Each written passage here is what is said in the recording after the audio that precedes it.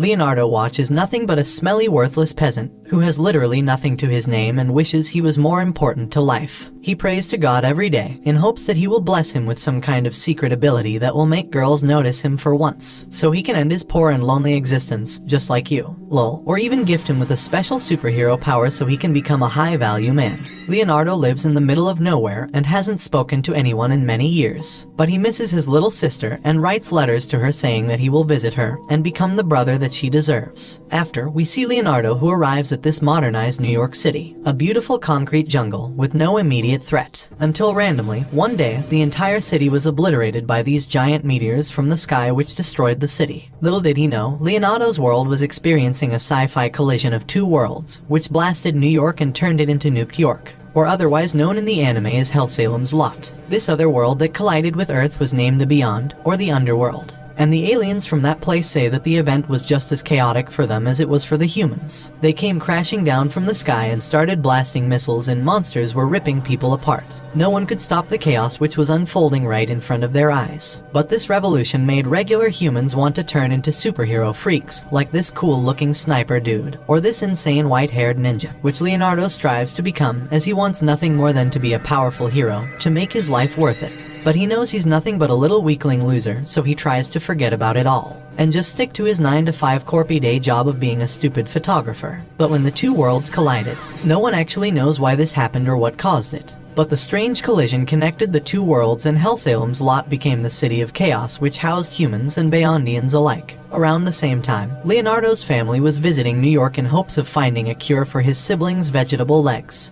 Sister's disability. Just then, a god from beyond appears in front of them and asks who will see through the end, and explains that it wants one of the siblings to take his all-seeing eyes, which will give this weak loser the ability to bind himself with God, so God will be able to see and record all the events that will happen during this historic moment of this collision of worlds. Leo's sister, Miss Hella, says that it can give the eyes to her brother, but as a result, it makes his sister blind, as this was the price of giving him these OP eyes. But Leo is even angrier now, as his poor sister is now even more of a than before, and even more of a cabbage. But God tells him that he now has these cool and creepy eyes that come with some ancient anime sound effects, and he now has the ability to see everything.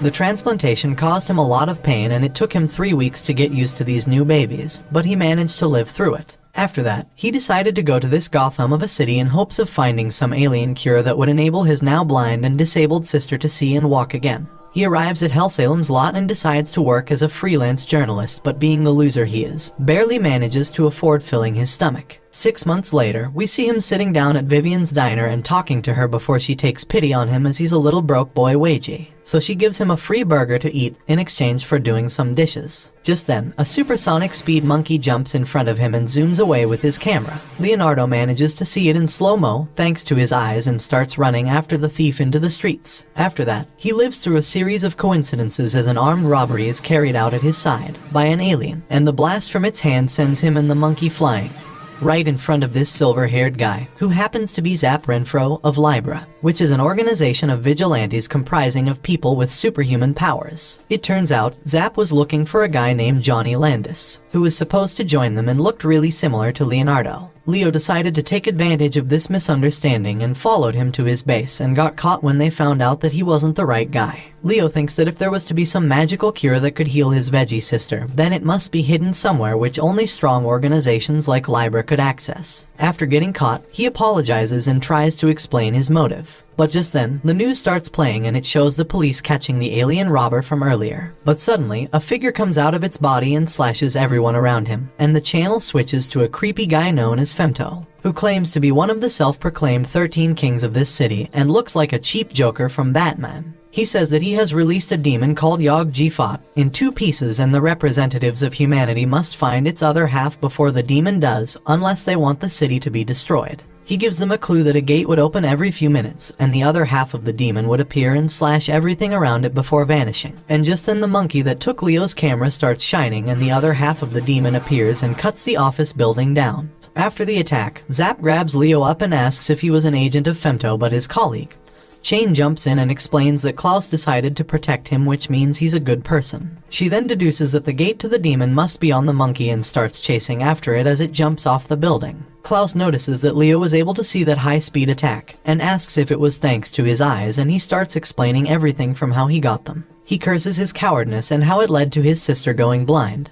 But then the police jump in with their helicopters and cut his story short. They send out their battle robots and try to arrest them by pinning this whole chaos on Libra. But Klaus decides to take care of it by himself and asks Leo to join their organization in exchange for their help with achieving his goal. And then walks forward to showcase his sick brain grid-style blood martial arts, Form 11, Twisting Storm technique, which solidifies his blood and slashes everything around him in a twister. He then tells Leo and Zap to put an end to Femto's plan. They both get on Leo's scooter and start racing towards the monkey. On their way, Leo says that he doesn't think the gate was planted on the monkey because it didn't split open like the robber they saw earlier. Just then, they get a message from Chain, who says that the monkey is headed their way and the gate is about to reappear, so they should be careful. As she says that, the highway and the buildings around them get cut up and Leo falls down in front of his favorite diner, which is now in ruins. He sees Vivian and her dad still alive, under the collapsed rubble, and decides to get serious about ending this stupid game. He stands up and starts walking forward as the first half of the demon jumps in front of him and prepares to attack. But just before he turns into sashimi, Zap protects him by knocking him back. He then tells him that he likes that determined look on his face and hands him a pistol and prepares to use his own special martial arts as the demon turns towards the monkey. His fighting style is called Star Style Blood Arts, Blade from Number 1. Blade of Flame, which solidifies his blood into a sharp blade. He then uses it to slash the demon in half and lets Leo run towards the monkey, before blasting the demon with a net of flames using his 7th Hell technique. On the other hand, Leo uses his eyes to zoom in and pinpoint a flea on the monkey, with the gate planted on it, and shoots it down with godly accuracy thanks to his eyes. With that, he ruins Femto's plans and succeeds in saving the city on his very first mission as a member of Libra. After dealing with this incident, he returns to Vivian's diner, who seems to be operating from its ruins, and says that he still has to do the dishes as he promised. Besides that, he also ends up making friends with the supersonic monkey. A few weeks later, we see Leonardo driving around this crazy mess of a city, working as a pizza delivery boy. His first order for the day seems to be for a hot vampire hunter by the name of Zap Renfro, and his address seems to be a not-so-family-friendly place. After making the delivery, Leo starts running away because he knows Zap is going to annoy him for the rest of the day, and it comes true when all of his deliveries end up being made to him, but at different places in the city. After having his fun, Zap tells Leo to drop him off at his apartment in exchange for him promising not to bother him again for the day. Leo agrees and they start driving to his place, but on their way, Leo notices a weird-looking van with a couple of aliens smuggling human bodies, who are apparently using high-level stealth magic to disguise themselves as a dry-cleaning business. Leo sees through them thanks to his all-seeing eyes and tries to drive away in hopes of not getting caught in the mess. He tells Zap about what he saw and lets him put Chain after them. But just then, their scooter gets attacked by the disguised alien, who says that no one could see through their stealth and that it would be a big issue for them if word about their real business got out. He kidnaps Leo so he can cut him up and see how he was able to see through their spell, and leaves Zap to die. But before he can get away, Zap manages to put some of his blood on Leo's clothes and tells Chain to follow after them. Back in the van, Leo opens his eyes and finds himself all tied up in front of his kidnappers. He asks them if the people in the bags were alive, and they say that they were being transported illegally as vacuum-sealed food for freshness. The alien that cast the stealth magic comes forward and checks Leo's eyes to figure out how he managed to see through his spell, and finds out that he has the much-valued all-seeing eyes of God. On the other hand, we see Libra's vice leader, Steven, calm Chain down on the phone as she cries about losing their target. Meanwhile, the alien tells Leo that he can't wait to butcher him after finishing his job to see what else he has got inside of him as they make their way to Beyond. He wonders what he can do to escape from there and decides to use the special abilities of his eyes. He first uses it to project his view to the aliens in the van and makes them look at the monkey dancing in front of him. This makes them really mad and they decide to put him down, but once they are in his field of view, he uses his other ability, which switches their views with each other and makes them nauseous, causing the driver to crash the van. At the same time, we see Chain go to the hospital to see if Zap was alright, and the doctor says that something strange was up with him because whenever they try to transfuse blood it disappears. She relays this information to Klaus and he says that Zap is a genius and he is tracking the kidnappers by extending a super thin line of blood from his body to the blood that he left on Leonardo. He then tells her to follow the trail at her best speed as soon as Zap lights it up. Meanwhile, he gets ready to follow her GPS signal in his Batmobile alongside Steven and his butler, Gilbert. As planned, Zap ignites the blood trail with his lighter and Chain follows it at Mach speeds using her werewolf genes, and they all make it in time to save Leonardo as he crashes the van. Steven deals with the van monster using his Esmeralda blood freeze technique while Klaus fights the kidnappers using Form 111, Lance of Annihilation, and destroys their otherworldly asses. After that, they capture all of them and rescue 19 missing people, bringing this case to a close. On the other hand, we see Leonardo all wrapped up in bandages from his injuries as Steven praises him for bringing this stealth magic to light, and tells him about how this has caused a massive uproar in both worlds. While thinking about all of this, Leonardo wonders if this was the reason why Zap was sticking with him all day so that he won't come in any harm because of his eyes, but then calls him a jerk for annoying him anyways. A few weeks after that, Leo starts making some recovery and the doctor tells him to stay at the hospital for a few more days so they can do some tests and make sure that he is alright. Leo uses this time to walk around the hospital and ends up finding a graveyard at the back of the hospital. He says that it's a pretty sick joke, pun intended. But then a white-haired girl starts laughing and he looks to his side to see her sitting on a structure. She introduces herself as White and seems to know who Leonardo is. She asks him if he would like to be her friend and says that she is actually a ghost. Hearing this, Leo snaps a picture of her and catches her lie. She starts laughing and jumps down and they both end up becoming friends. It turns out she has been suffering from a disease since the collision of the two worlds and has been stuck at the hospital for the last 3 years. She feels extremely bored with only having her brother to talk to and feels glad to have finally made a friend like Leo. On the other hand, Leo also feels blessed to have made friends with a cutie like her. After some day, Leo gets discharged and goes back to his daily life. One day, he gets woken up by a bird flying into his face right inside his room. He wonders where it came from before looking at his side and realizing that the whole wall was missing. His contractor walks in and explains that he has decided to turn the property into a luxury hotel, and as per the forced eviction clause in his contract, he has 40 seconds to leave with his stuff before he kicks him out by force. With nowhere else to go, Leo crashes at Libra's office and struggles with his sleeping schedule. Steven suggests that he takes them up on their increased salary options, but he refuses, saying he would only accept what he works for. Sometime later, Zap walks in and sits right on top of Leo with some blood on his face. He explains that he got in a fight with some hooligan who came right at him out of nowhere. He cut his neck off, but the guy still charged at him, which surprised him quite a bit. He wonders how a human being managed to pull it off, and Steven says that it must be the doing of the recent drug that they are studying called Angel Scale. It is a synthetic drug which can temporarily change a human's physiology and give them some insane strength and tenacity buffs. It's really expensive and reeks of some nefarious plots. Just then, Chain presents a recording that she made in secret which shows a human transforming into a monster-like creature and attempting murder of the US president. She explains that the video was from the outside world and they fear that someone might be smuggling the drug outside of Hellsalem's lot. Seeing this, Steven tells Chain to go find out what the mob thinks about the situation and tells Zap to go get more information out of the dealers. After that, he turns to Klaus and asks if he was okay with it, but he seems to be busy with playing some online alien chess-like game called Prosphere. Meanwhile, the monkey looks at Zap and hints towards Leo getting suffocated under his ass, making him get up and wonder if he's still alive.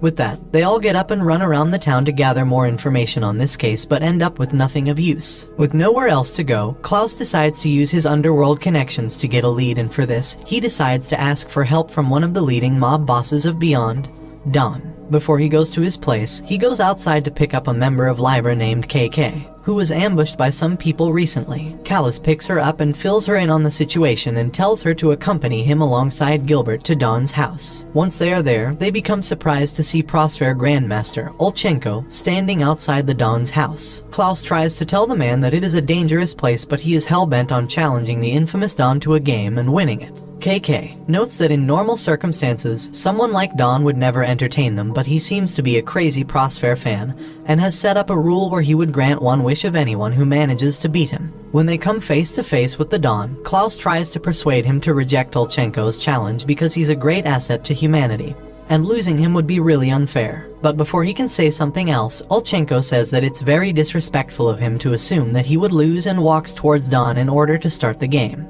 But before he goes, Klaus suggests that he forgets about trying to checkmate the mob boss, but Olchenko pays little attention to it and says that he's there to win. After that, Don extends a different dimension with only him and Olchenko inside it, and they begin their game. Olchenko says that he requires nuclear weapons for his country, and asks that the people who saw him coming inside should be disposed of, while referring to Klaus and KK. Don accepts it and says that it would require him to play a game that is at least 10 hours long. In this time, if he manages to keep his sanity without losing, push a draw, or win by checkmating him, then he would be considered the winner, but if he loses, then Don would take the rest of his life for his own. Olchenko agrees and their game begins. On the outside, KK says that Olchenko might be able to make it out alive as he is a grandmaster in the game, and even Klaus managed to make it out of there 4 times already, but he says that all of those times he barely managed to stall the game for the allotted time, and not once did he ever win against Don. The game continues for 9 hours and 58 minutes, but Olchenko gets checkmated by Don and is thrown out of the game dimension like a brain-dead zombie. He finds out that Don has been playing the game for over 12 years now, and there's no way a human can ever defeat him. Don thanks him for the good game and then decides to fulfill their contract by taking his brain out, but Klaus jumps in and stops him. He apologizes for his rude behavior and makes a request that Don hold off Olchenko's killing until after their game is done. Don says that he would never accept that from anyone else, but given how they are old friends, he would allow it, and says that he would have to entertain him in a game for 99 hours if he wanted him to spare Olchenko's life. Klaus agrees and walks into the game dimension to begin their game.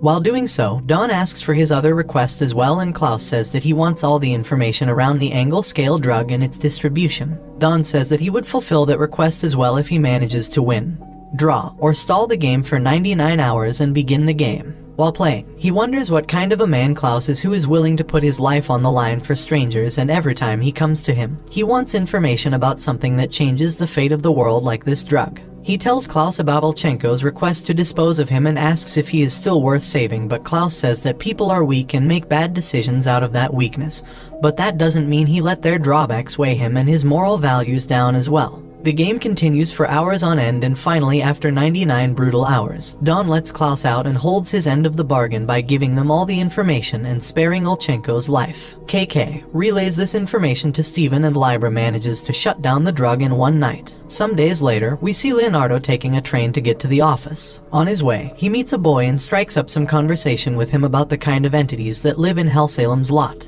He explains that there are roughly 25% humans in the city, with 50% of the population being from the beyond. The other 20% consists of things that nobody knows what the hell they are, and the remaining 5% consists of people that cannot be seen through normal eyes and are considered really dangerous. It turns out this boy is from those 5% as well. After that, Leonardo gets off the train and goes about his business as usual, and ends up at a bar with Klaus and the others, who are there to greet some other members of the organization. They chill out and enjoy their time, and Klaus asks Leonardo how things were going for him since the last incident. He explains that he has been getting used to the job, while some of the shady aspects of it are still hard to understand for him. He then adds that just today, he saw some people that gave off a bright red wing-shaped light, and this makes everyone present stop in their tracks and get close to the young boy. Steven takes out a red paper and asks if that light was the same shade, and he confirms, which makes everyone there uncomfortable. Zap explains that those people are called blood breeds, or vampires as we know them. They tend to feed on the blood of other creatures, and humans seem to be their favorite food. Normally, people can't see them or find out their true nature. They also don't show up on any cameras or recordings, so gathering information about them is really hard.